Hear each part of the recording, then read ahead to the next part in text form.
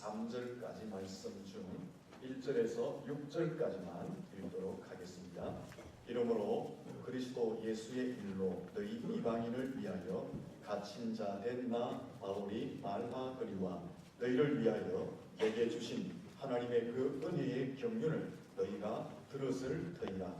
곧 계시로 내게 비밀을 알게 하신 것은 내가 먼저 간단히 기록함과 같으니 그것을 읽으면 내가 그리스도의 비밀을 깨달은 것을 너희가 알 수 있으리라.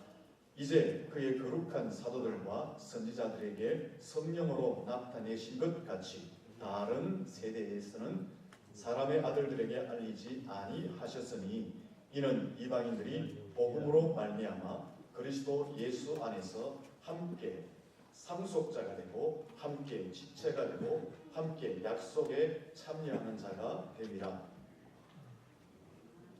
할렐루야. 네.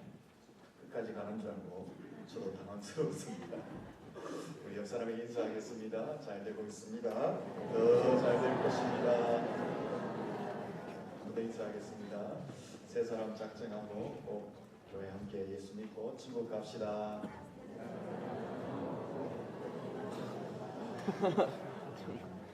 다 작정하셨죠? 작정 못하신 분은 오늘도 작정할 수 있습니다. 걱정하지 마십시오. 제가 기회를 계속해서 드리도록 하겠습니다.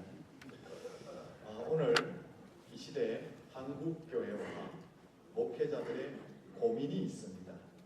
한국교회와 목회자의 고민이 무엇일까요? 왜 우리 교회는 부흥이 안 될까? 왜 성도들은 자원에서 충성하지 않을까? 왜 성도들은 나눔과 섬김의 삶을 사는 것이 부족할까? 왜 성도들은 교인의 의무와 책임을 성실히 이행하지 않을까? 이런 고민을 하고 있습니다. 여러분, 왜 그럴까요? 왜 이 시대의 교회와 성도들은 부응하지 않고 그 책임과 의무를 다하지 않는 것일까요? 여러 가지 이유가 있겠지만 그 중에 하나는 은혜가 안 되기 때문에 그렇습니다. 교회 생활, 신앙 생활이 은혜가 안 되니까, 은혜를 받지 않으니까 교회가 부흥이 안 되고 성도들은 교인의 의무와 책임을 다하지 않게 되는 것입니다. 교회 생활, 신앙 생활이 은혜가 되면 교회가 부흥이 되는 것은 시간 문제입니다. 성도들이 은혜를 받으면 자발적으로 헌신하고 충성하고 책임과 의무를 다하게 되는 것입니다. 우리 교회 속에 은혜가 풍성한 줄로 믿습니다. 그러니까 하나님이 부흥을 주시고 성도들의 삶에도 복을 주시고 기쁨으로 교회를 섬기고 있는 줄로 믿습니다. 오늘 본문을 기록한 바울은 생명을 걸고 하나님께 충성을 하였습니다. 바울은 민족 전도와 이방 선교를 위해서 전 인생을 헌신했습니다. 바울은 예수 십자가를 위해서 순교의 피를 뿌렸던 사람입니다.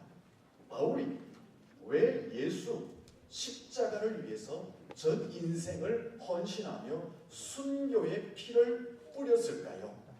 하나님께서 바울 자신에게 주신 은혜를 깨달았기 때문에 그렇습니다. 하나님께서 자신에게 베푸신 은혜가 무엇인지를 확실하게 깨달으니까 바울은 예수 십자가를 위해서 전 인생을 헌신하고 순교의 피를 뿌리게 되었던 것입니다. 바울이 깨달은 은혜가 무엇입니까? 오늘 6절 말씀에 기록되어져 있습니다. 같이 바울이 깨달은 은혜 한번 살펴보겠습니다. 같이 읽습니다. 이는 이방인들이 복음으로 말미암아 그리스도 예수 안에서 함께 상속자가 되고 함께 지체가 되고 함께 약속에 참여하는 자가 됨이라. 아멘. 바울이 하나님께로부터 받은 은혜가 무엇이라고 합니까? 함께 상속자가 되고 천국의 상속을 받는 상속자가 되고 함께 지체가 되고, 누구의 지체? 예수 그리스도의 지체가 되고 함께 약속에 참여한 자. 누구의 약속? 하나님의 약속을 받는 그 약속의 참여자가 된 은혜를 바울이 깨달았다라는 것입니다. 여러분, 무엇이 가장 큰 은혜이고 무엇이 가장 큰 축복입니까?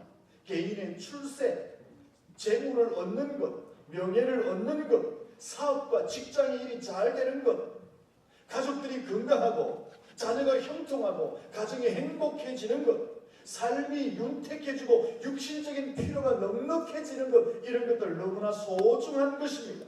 하지만 이거보다 더 큰 은혜, 더 귀한 것은 우리가 죄 용서를 받고 하나님의 자녀가 되는 것, 천국을 상속받는 것, 예수님의 지체가 되는 것, 하나님의 약속에 참여자가 되는 것이 더 큰 은혜이고 더 귀한 복인 줄로 믿습니다.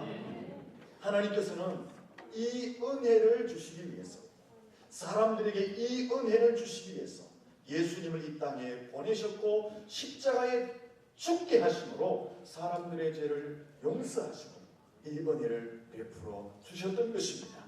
예수님도 이 하나님의 뜻에 순종하여 이 땅에 사람의 몸으로 오셨고 사람의 죄를 대신 담당하여 십자가에 죽으심으로 말미암아 이 은혜가 우리에게 주어지게 된 줄로 믿습니다. 바울이 깨달은 은혜는 바로 이것입니다. 하나님께서 예수님을 이 땅에 보내셨고 십자가에서 대속제물이 되어 죽게 하심으로 바울 자신의 죄가 용서되어지고 자신이 하나님의 나라의 상속자가 되는 은혜, 예수 그리스도의 지체가 되는 은혜, 하나님의 약속에 참여자가 되는 은혜, 바울이 그 은혜를 깨닫게 되었던 것입니다. 그래서 바울이 전 인생을 예수를 위해서 바치고 순교의 피를 뿌리게 되었습니다. 그런데 바울은 이 하나님의 은혜가 어느 날 갑자기 혹은 우연히 주어진 것이 아니라 하나님의 철저한 계획 아래 자신에게 주어진 것임을 또한 깨닫게 되었습니다. 2절 말씀을 보면 이런 말씀이 기록되어 있습니다. 같이 읽습니다. 너희를 위하여 내게 주신 하나님의 그 은혜의 경륜을 너희가 들었을 터이라. 아멘. 2절에 보세요. 은혜의 경륜이라는 말이 있습니다. 여기 경륜이라는 것은 조직적으로, 계획적으로 라는 의미를 가지고 있습니다. 친밀한 계획을 가지셨다라는 것입니다. 무슨 말이에요? 하나님의 은혜의 경륜이라는 것은 하나님께서 바울에게 은혜를 주시는데 그냥 우연히 주신 것이 아니라 하나님께서 친밀한 계획을 가지고 바울에게 은혜를 주셨다라는 것입니다. 무슨 은혜를 주셨어요? 하나님 나라의 상속자가 되는 은혜, 예수님의 지체가 되는 은혜, 하나님의 약속의 참여자가 되는 그 은혜를 그냥 주신 것이 아니라 하나님이 친밀한 계획을 가지고 의도적으로 바울에게 은혜를 주셨다라고 말씀하고 있습니다. 그러면은 왜 하나님은 바울에게 이 은혜를 계획적으로 친밀한 계획을 세우고 바울에게 이 은혜를 주셨느냐 하는 것입니다. 8절과 9절을 보시면 그 이유를 설명하고 있습니다. 같이 한번 천천히 읽습니다. 모든 성도 중에 지극히 작은 자보다 더 작은 나에게 이 은혜를 주신 것은 측량할 수 없는 그리스도의 풍성함을 이방인에게 전하게 하시고 영원부터 만물을 창조하신 하나님 속에 감추어졌던 비밀의 경륜이 어떠한 것을 드러내게 하려 하심이라. 아멘. 왜 하나님께서 바울에게 친밀한 계획을 가지고 하나님의 풍성한 은혜를 허락하셨다고 말씀하고 있습니까? 이방인에게 복음을 전하도록 하기 위해서, 세상 가운데 하나님의 비밀의 경륜을 선포하도록 하기 위해서 하나님께서 계획을 가지고 바울에게 은혜를 주셨다라고 말씀하고 있습니다. 이방인들도 천국의 상속자가 되도록 하기 위해서, 이방인들도 예수님의 지체가 되도록 하기 위해서, 이방인들도 하나님의 약속의 참여자가 되도록 하기 위해서 바울에게 하나님이 계획을 가지고 은혜를 베풀어 주셨다라고 말씀하고 있는 것입니다. 바울이 이 사실을 깨달은 거예요. 죄인 중에 예수님 자신을 하나님이 불러주신 것도 너무나 감사합니다. 복음, 예수, 교회에 대해서 바울은 핍박자였잖아요. 해방자였잖아요. 박해자였잖아요. 그러한 자신을 천국의 상속자로, 예수의 지체로, 하나님의 약속의 참여자로 불러주신 것만도 감사한데 하나님께서도 무엇을 맡깁니까? 이방인들에게 복음을 전하여서 이방인들도 천국의 상속자가 되게 하는 일, 이방인들도 예수님의 지체가 되게 하는 일, 이방인들도 약속의 참여자가 되게 하는 그 거룩한 일에 자신을 사명자로 불러주셨다는 거예요. 자신을 하나님의 도구로 불러주셨다는 거예요. 자신을 그 거룩한 일에 십자가의 군사로 불러주셨다라는 것을 바울이 깨달았다는 것입니다. 그 하나님의 친밀한 계획 속에 하나님이 자신을 은혜 주시고 이방인을 구원하기 위한 그 일에 하나님이 자신을 도구로 부르셨다. 바울이 이 사실을 깨달은 것입니다. 그래서 하나님이 그에게 명령하신 이방인 복음 전도하는 그 명령에 바울이 어떤 태도를 보입니까? 거부하거나 핑계하거나 불평하거나 도망가거나 원망하지 않습니다. 하나님께서 자신에게 베푸신 은혜를 깨달았기 때문에 그는 하나님의 부르심 앞에 생명조차 아끼지 않고 순교의 피를 뿌리며 예수 십자가를 전가하는 삶을 살아갔다라는 것입니다. 원래 바울이 어떤 사람이죠? 원래 바울은 혈통적으로 보면 좋은 가문 출신입니다. 학문적으로 보면 그 당시 최고의 학문을 통달한 사람입니다. 사회적으로 보면 로마의 신권을 가지고 있었기 때문에 아주 특권층 사람이었습니다. 또 종교적으로 지도자였습니다. 신앙에 열심히 있었기 때문에 모든 사람보다 뛰어나 있었습니다. 바울을 보면 세상적으로 모든 면에서 남들보다 월등한 사람이었습니다. 그래서 가만히 있어도 바울은 세상적으로 성공하고 출세할 수 있었던, 권세를 붙들고 세상을 호령할 수 있었던, 세상의 가장 엘리트로 살아갈 수 있었던 사람이었습니다. 그리고 바울은 어떤 사람입니까? 자신이 이렇게 가지고 있던 힘, 이렇게 가지고 있던 종교적인 권세를 가지고 예수님과 교회와 성도들을 적극적으로 반대하고 핍박하고 박해하고 해방했던 사람입니다. 그런데 이런 바울이 예수님을 만나면서 하나님의 은혜를 깨닫고 그 삶이 완전히 뒤집어지게 됩니다. 그래서 바울이 이런 고백을 하지 않습니까? 내가 그동안 세상적으로 누렸던 것, 내가 세상적으로 붙잡아왔던 것, 그것 가지고 앞으로 내가 누리고 얻게 될 모든 성공적인 것, 나는 다 포기한다. 내가 그동안 세상적인 것 자랑하며 살아왔는데 내가 세상적으로 자랑하는 모든 것을 나는 배설물로 여긴다. 바울이 그렇게 고백을 하였습니다. 그리고 바울이 이런 고백을 하는 거예요. 나는 오직 예수님만 위해 살겠다. 나는 예수님만 위해 사는데 그것이 이전에 세상 것을 붙들고 살던 것보다는 훨씬 더 기쁘고 즐겁다라고 바울이 고백합니다. 고린도전서 11장에 보면 바울이 복음 때문에 어떤 일을 당했다고 고백합니다. 매를 받고 태장에 맞고 돌에 맞고 기절하고 위험한 일을 당하고 자지 못하고 줄이고 목마르고 춥고 헐벗었다고 말합니다. 그런데 바울이 어떻게 고백할까요? 나는 이런 것을 자랑한다고 말합니다. 나는 이런 예수님 때문에 핍박을 받은 것이 오히려 하나님께 영광스럽고 하나님께 찬양을 올려드린다고 말합니다.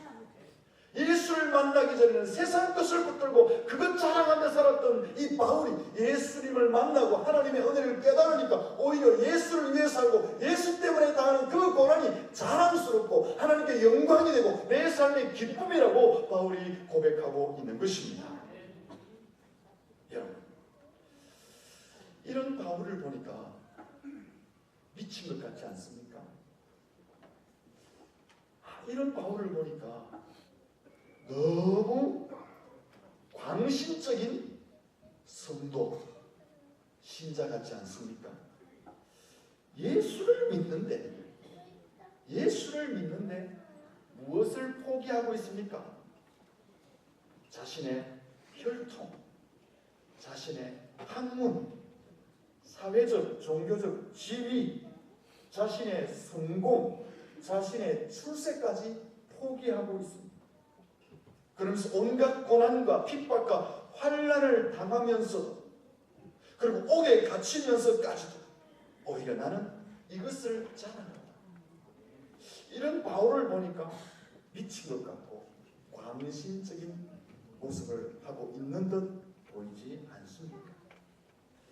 사도행전 26장 25절에 보면 로마에서 파송된 총독 베스토가 이런 바울을 향해서 네가 미쳤도다라고 말합니다.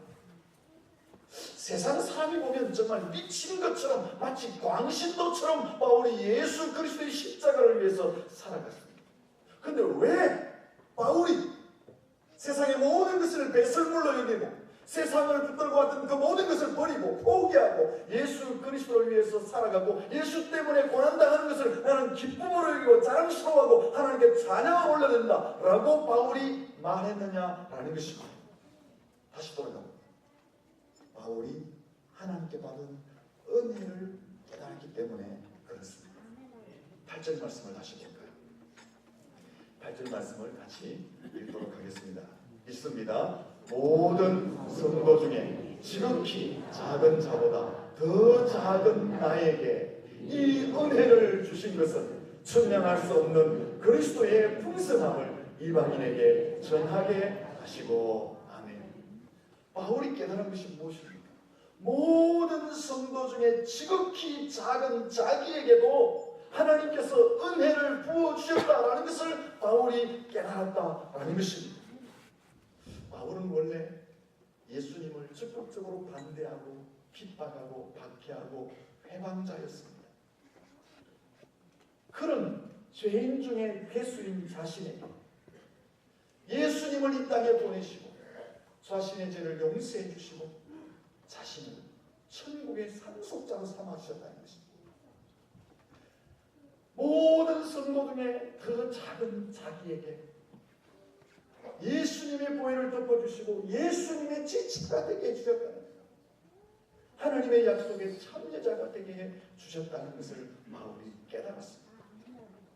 그것만 아니라 하나님이 자신을 통해서 이방인들도 천국의 상속자로 만들고 예수의 지체가 되게 하고 하나님의 약속에 참여하는 자로 부르는 그 거룩한 일에 자신을 하나님의 도구로 하나님의 십자가의 군사로 하나님 불러주셨다는 그 사실을 바울이 깨달은 것입니다. 이 하나님의 은혜를 깨달으니까 바울이 생명을 걸고 복음을 위해서 헌신하게 되었던 것입니다. 자신의 모든 것을 포기하고 배설물로 여길 수가 있었다는 것입니다. 예수 때문에 당한 핍박과 고난과 환난과 옥에 갇힘까지도 오히려 기쁨이 되었고 자랑거리가 되었고 하나님께 영광을 돌릴 수 있는 삶이 되었다라고 고백하고 있는 것입니다. 여러분, 자발적인 충성, 자발적인 헌신, 자발적인 전도, 자발적인 선교는 여기에서부터 시작됩니다. 하나님께서 내게 베푸신 은혜가 얼마나 큰 것인가를 깨닫는 거기에서부터 자발적인 충성과 헌신과 전도가 시작된다라는 것입니다. 하나님께서 만세 전부터 친밀한 계획을 가지시고 독생자 예수님을 이 땅에 보내셔서 나의 죄를 대신하여 십자가에 죽게 하셨고 내가 그 예수를 믿음으로 하나님의 자녀가 되고 내가 천국의 상속자가 되었다는 그 사실, 내가 예수님의 지체가 되었다는 그 사실, 내가 하나님의 약속을 이어받을 약속의 참여자가 되었다는 그 사실, 그 은혜를 깨닫는 것에서부터 자발적인 헌신과 충성과 전도가 시작되게 된다라는 라는 것입니다.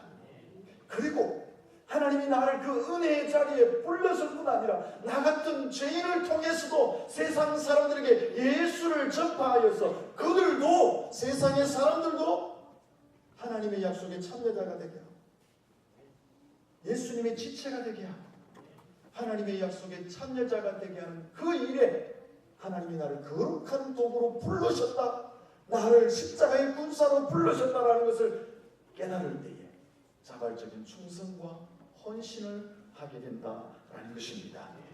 여러분, 신앙생활을 수십 년 해도 이 하나님의 은혜, 십자가의 은혜를 깨달지 못하면 세상적입니다.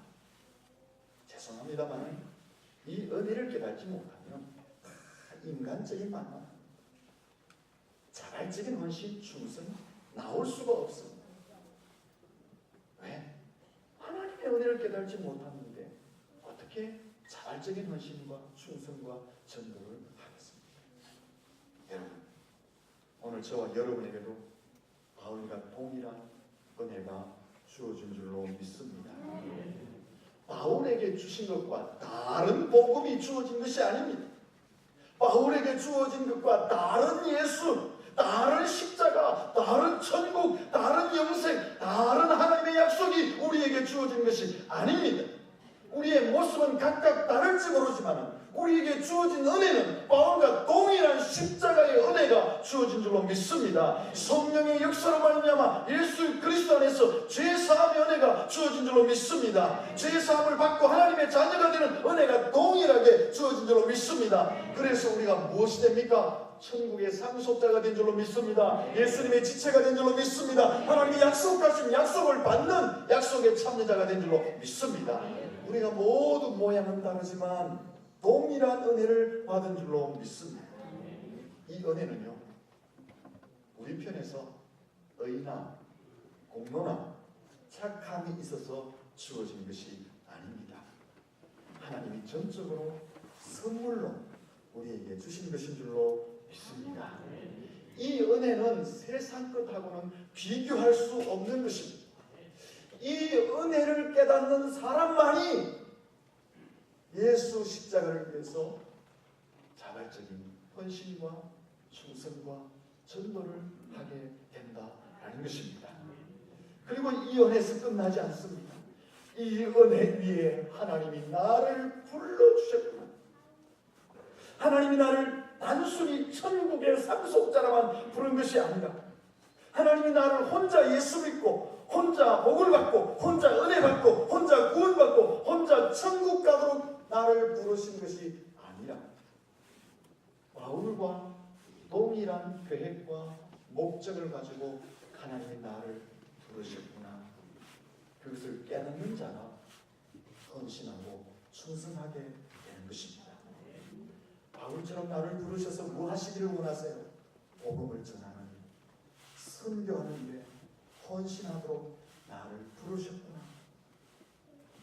세상의 사람들에게 예수를 전하여서 예수 십자가의 은혜를 드리펴주고 예수를 통해서 천국의 상속자로 만드는 그 일을 위해서 예수 그리스도의 지체가 되고 하나님의 약속의 참여자로 만드는 그 거룩하고 영광스러운 일을 위해서 하나님이 나를 부르시고 거룩한 도구로 십자가의 군사로 세우셨다는 사실을 깨닫는 자가, 그것이 은혜임을 아는 자가 하나님 앞에 충성하게 된다라는 것입니다.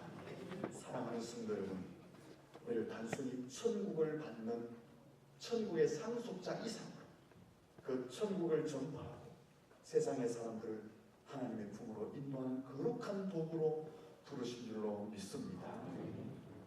우리의 본래 모습을 한번 생각해 봅시다. 우리의 본래 모습. 성경에서 인생들의, 사람들의 본래의 모습을 무엇이라고 소개하고 있습니까? 본질상 진노의 자녀라고 말합니다. 원래부터 하나님과 원수되었던 자들이라고 말합니다. 영적인 사망의 상태에 있었던 자들이라고 말합니다. 우리는 죄로 말미암아 사단과 죽음의 권세에 붙들려 지옥 갈 인생들이라고 성경은 말하고 있습니다. 성경은 모든 인생들은 영원한 삶에 소망이 없는 자라고 말씀하고 있습니다. 그런데 하나님께서 만세전부터 친밀한 계획을 가지고 예수 그리스도 안에서 우리를 불러주신 줄로 믿습니다. 천국의 상속자가 되고 예수의 지체가 되고 하나님의 약속을 받아 누리는 약속의 참여자로 우리를 불러주신 줄로 믿습니다. 여기서 끝나지 않죠. 그 하나님의 은혜를 전파하는 거룩한 사명자로, 거룩한 도구로, 십자가의 군사로 우리를 불러주신 줄로 믿습니다. 이것이 얼마나 큰 은혜. 나 같은 죄인을 하나님이 천국의 상속자로 불러주셨구나. 그 천국을 전파하는 거룩한 사명자로 불러주셨다는 것, 이것이 얼마나 큰 은혜입니다. 이 은혜를 아는 자가 자발적으로 헌신하고 충성하고 억지로 하지 않습니다. 나 같은 죄인 살리신 주 은혜 놀라워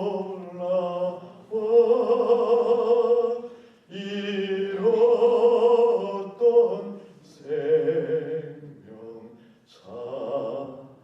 찾았고 광명을 얻었네. 나 같은 죄인을 살리신 은혜를 아는 자, 나 같은 죄인도 불러서 거룩한 도구로 사용하시기를 원하시는 그 하나님의 은혜를 아는 자가 복음을 위해서 희생하는 줄로 믿습니다.